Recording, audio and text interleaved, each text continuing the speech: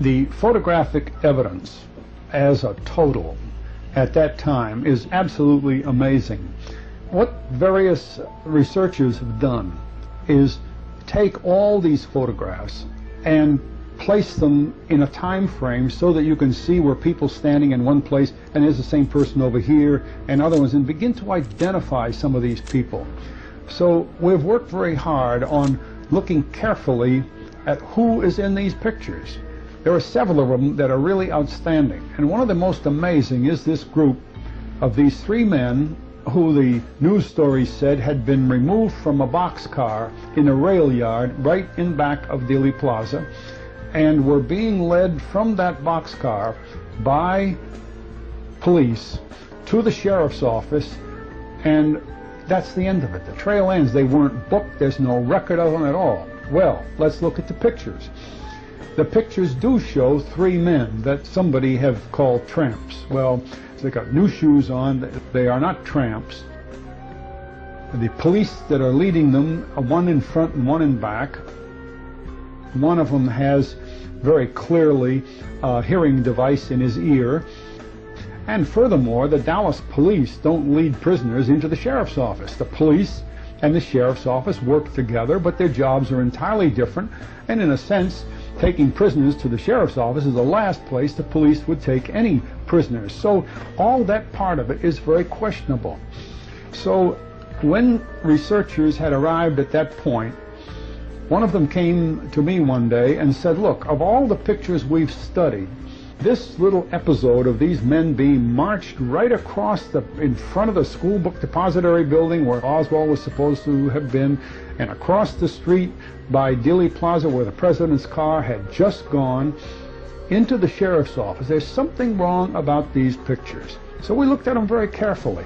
And in the very first picture, in addition to the two policemen and the three tramps, as they're called, is another man. And he's walking in the other direction. But the thing about it is, so that his back is more or less to, or his side and his back is more or less to the photographer rather than face forward.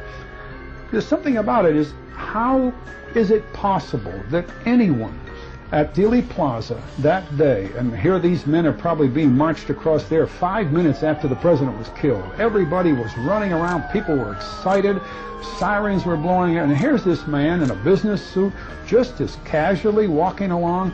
He doesn't even turn, he's not looking at anybody, just walking past, and he happens to be standing by these men as they're being marched. The least he would be doing is looking at these prisoners or looking at the policemen. You know, anybody would, especially at that time. This man's looking at nobody.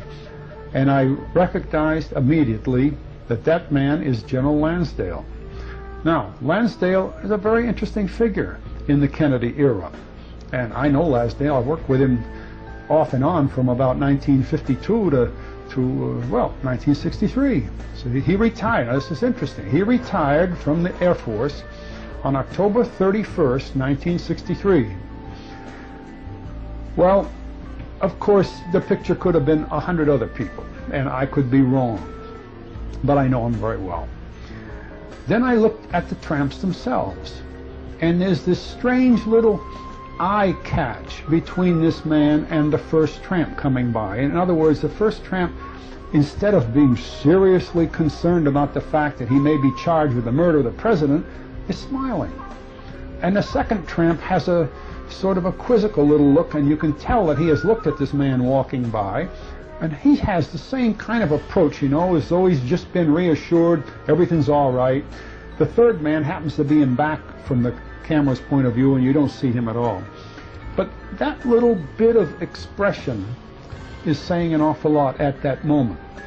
The police themselves have expressions that indicate more, that as if they were saying to somebody, say, boss, am I doing all right? You know, that kind of thing. In other words, was Lansdale walking down right in front of the school book depository building to sort of reassure some people here, maybe his employees or somebody that's working for him?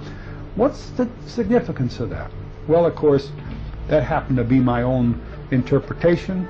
The men who had brought the pictures to me hadn't the slightest idea who it was, and I decided at that moment that what was needed next was a lot of research. So I got some very clear copies of those professional pictures. These pictures were taken by a professional news cameraman. I got clear picture.